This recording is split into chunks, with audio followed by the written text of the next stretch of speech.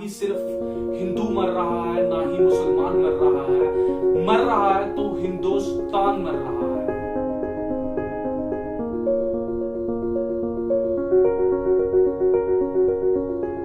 So hey guys, welcome to our channel. आज के vlog तो नहीं बोल सकते, बट जब तक ये लॉकडाउन का मूवमेंट चल रहा है, हमें किसी ना किसी टॉपिक पे बात करनी है। तो आज बहुत ही ज्यादा सीरियस टॉपिक है, जो 2-3 दिन पहले आप लोगों ने सुना भी होगा, जो मॉब लिंचिंग हुई है महाराष्ट्र और गुजरात के बॉर्डर के बीच में।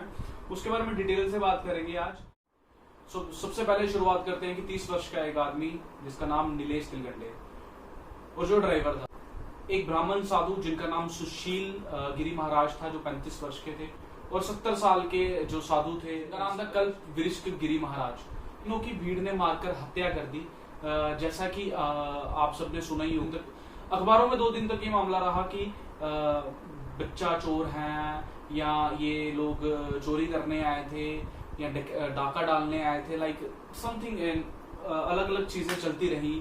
तो कई अखबारों में, इंग्लिश के न्यूज़पेपर में लिखा कि man lynched by mob. Simple 3 words में खत्म कर दिया गया। तो इतनी छोटी सी बात को, मतलब इन्होंने इतनी छोटा सा समझ लिया इंग्लिश न्यूज़पेपर में किसी।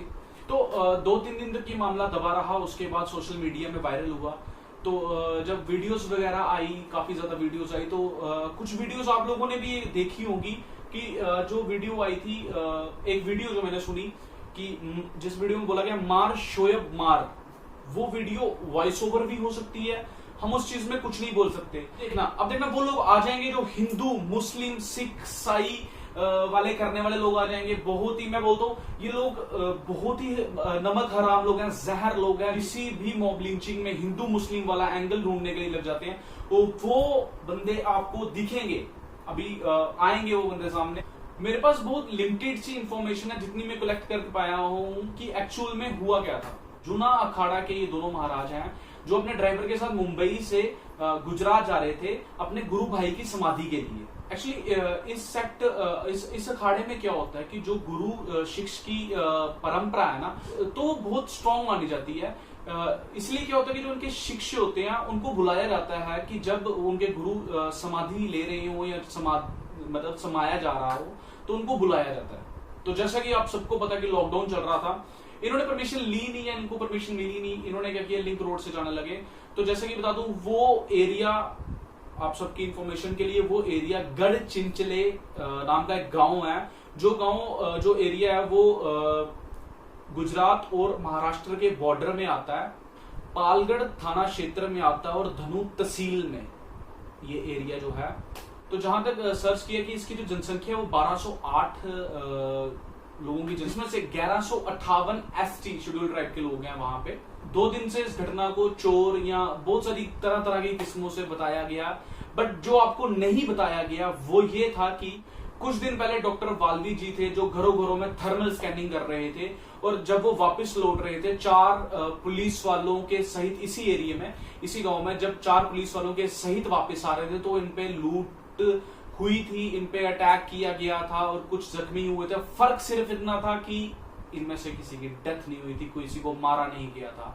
ठीक है, ये चीज इंफॉर्मेशन किसी को भी नहीं पता कि कुछ दिन पहले, मेरे आइडिया से ये जिस दिन ये घटना हुई उसके 3 से 4 दिन पहले की बात है ये, जब डॉक्टर वाल्वी पे अटैक हुआ। क्या एक्चुअल में पूरी बात बताता हूँ कि जब इनको पुलिस के द्वारा रोका गया, इनको बाहर निकाला, तो जब बाहर निकाला तो क्या बोलते हैं, इनको मतलब पूछताछ के लिए, पता नहीं पुलिस वाले क्या समझ रहे थे, अचानक से पता नहीं कहां से 100 से 150 बंदों की भीड़ आई और पुलिस वाले डर गए। उन्होंने मतलब, तो बाकी की वीडियो आपने देखी है कि किस बेरहमी से मारा गया हुआ है।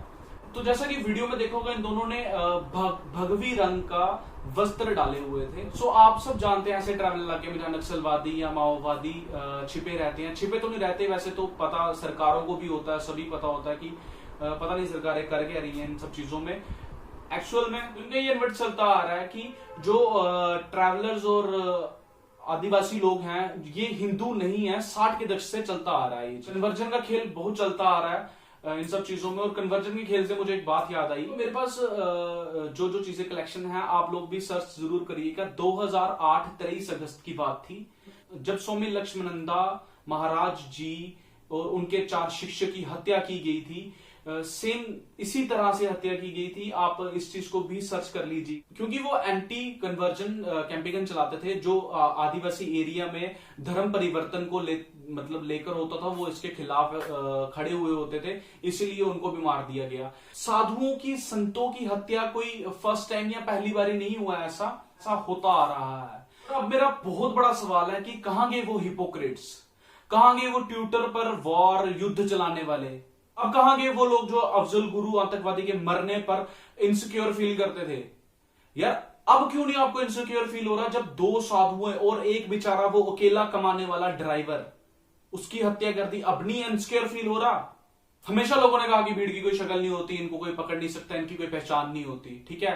अब पकड़ना जरूरी है, क्योंकि जब बच्चों को मारा जाएगा, बूढ़ों को मारा जाएगा, बेकसूर संतों को मारा जाएगा, जो लोग अपनी सिर्फ गुरु की समाधि के लिए जा रहे थे, बेवजह, विदाउट रीजन, कोई वो चोर नहीं थे, कुछ ऐसा नहीं था, ठीक है, अननेसेसरी मारा गया और मार ही दिया। 10 लोगों को गिरफ्तार किया, जिसमें से 9 लोंडे थे, और उनको देखना, इनको जुबेल के लिए मतलब एनजीओ खड़े हो जाएंगे, ठीक है, कवर करने के लिए इनको एनजीओ खड़े। कहां गए वो मानव अधिकार वाले, कहां गए वो जो देश की हित की बात करते हैं, वो कहां गए?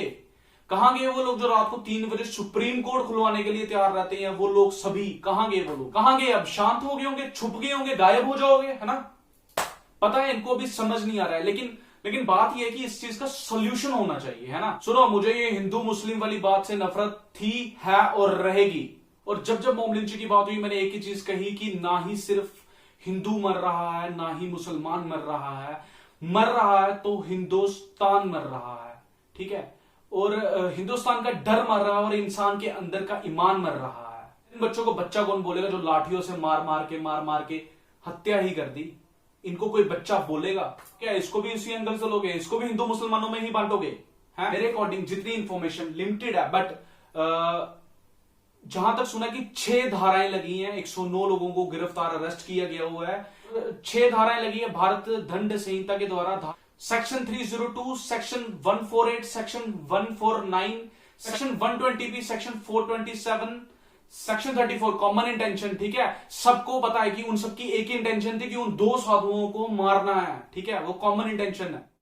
सीआईडी केस हैंड ओवर कर दिया गया हुआ है और जो 2 सब इंस्पेक्टर थे उनको भी अरेस्ट कर लिया गया हुआ है। कानून सही है, कानून की कमी नहीं है, ठीक है। मॉब लिंचिंग एक्ट कितना तगड़ा है, बट इसको इंप्लीमेंट करना पड़ेगा। अब सोल्यूशन ये है कि इसको इंप्लीमेंट करना पड़ेगा। अब सरकार को क्विक एक्शन लेना पड़ेगा। इन लोगों को सजा नहीं मिलेगी, ये लोग कानून को कुछ नहीं समझेंगे। जब तक कानून का डर पैदा नहीं होगा तो ऐसी दुर्घटनाएं होती रहेंगी। इसलिए कानून को अपनी ताकत दिखानी पड़ेगी। मैं बोलता हूं ऐसे लोगों को, जहां पे ये लोग इकट्ठा भीड़ बन के किसी गरीब या किसी बेचारे को मारे, इनको वहां पे ही सभी के सामने खड़े होकर गोली मार देनी चाहिए, ठीक है। इन सबको इकट्ठा करो, खड़े करो और गोली मार दो। यार ये बहुत बड़ा कलंक है भारत के माथे के ऊपर कि उन साधुओं को मारना जो साधु विश्व के कल्याण के लिए होते हैं, उन साधुओं को इस तरह से हत्या करनी, ये चीज हमारे देश के लिए, हमारे संस्कृति के लिए, हमारे धर्म के लिए अपमान है। तो प्लीज गवर्नमेंट ऑफ इंडिया अब एक मॉब लिंचिंग के ऊपर एक स्ट्रिक्ट एक्शन और क्विक एक्शन बनाया जाए, बस यही सी एक छोटी सी डिमांड है। आई होप आप सबको वीडियो पसंद आई होगी और अपना प्यार कमेंट सेक्शन में जरूर दिखाना। पिछली वीडियो को प्यार देने के लिए शुक्रिया। सभी बड़ों का और आप लोगों का आशीर्वाद होना चाहिए और छोटों को मेरा प्यार। तो चलिए इस वीडियो को यहीं पे एंड करते हैं और मिलते हैं नेक्स्ट वीडियो में। खुश रहिए और सबको खुशियां दें। तो चलिए चलते हैं।